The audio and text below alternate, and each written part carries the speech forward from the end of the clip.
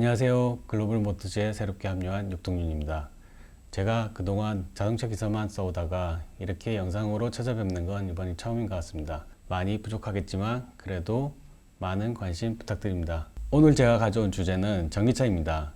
전기차 중에서도 얼마 전에 폭스바겐 코리아가 출시한 브랜드의 순수 전기 SUV ID4입니다. 차를 살 때 국산차와 수입차를 비교하는 경우가 많은데요. 이번에 ID4가 출시하면서 아이오닉5와 비교하시는 분들이 많은 것 같습니다. 그런 의미에서 두 차를 한번 비교해 볼까 합니다.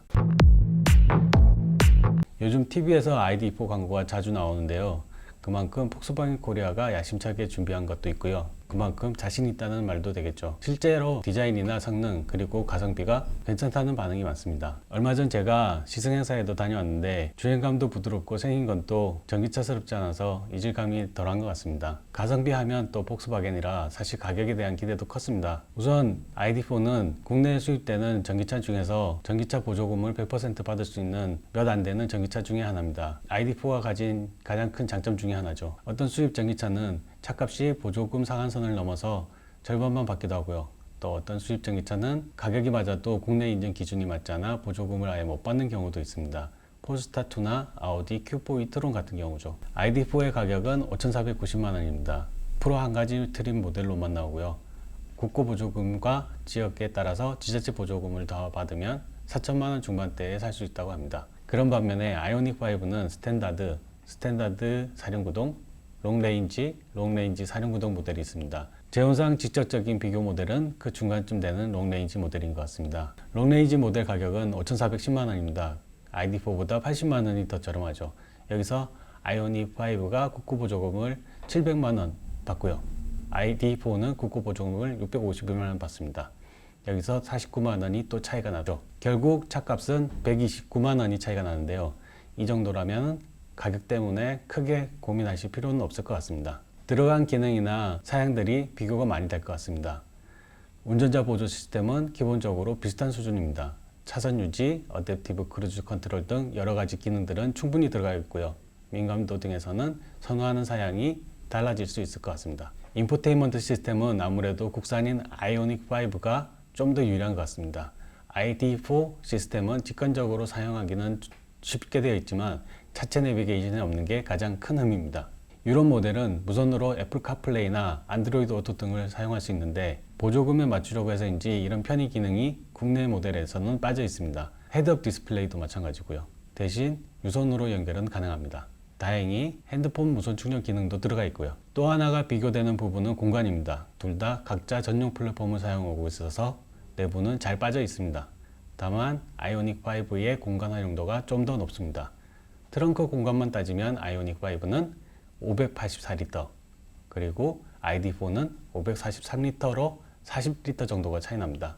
40리터면 기내용 캐리어 2개 정도가 됩니다. 그래도 이 정도면 작은 편이 아니죠. 중형 SUV인 아우디 Q5가 520리터인 것을 비교하면 이해가 쉽습니다. 장거리 여행이나 캠핑을 갈 때도 충분히 불편함 없이 사용할 수 있을 것 같습니다. 국산차와 수입차를 비교해서 빼놓을 수 없는 부분이 또 디자인인데요. 물론 디자인은 개인 취향에 따라 달라지겠지만 특징적인 요소는 있습니다. 알게 모르게 구매에 큰 영향을 미치는 부분이기도 하고요. 예를 들어서 아이오닉5가 전형적인 투박스 해치백 스타일 SUV라면 ID4는 세련미가 더해진 쿠페형 타입의 SUV입니다. 이런 스타일이 요즘 꽤 유행하기도 하고요. 대신 아이오닉5는 나름대로 독특한 디자인이 매력입니다. 쭉 뻗은 직선 라인들과 픽셀 그래픽 등이 가장 눈에 띄는 부분이죠. 두 차 모두 각자의 개성이 뚜렷합니다. 각자 취향에 맞는 게 있겠지만 개인적으로는 ID4에 조금 더 좋은 점수를 주고 싶습니다. 자, 그럼 전기차에서 가장 중요한 주행거리도 살펴보겠습니다.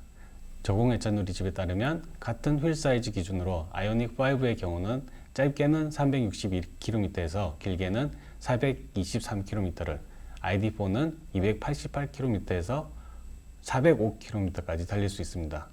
온도에 따라 달라지는 차이입니다. 그럼 평균적으로 50km 정도 차이가 나는 셈인데요.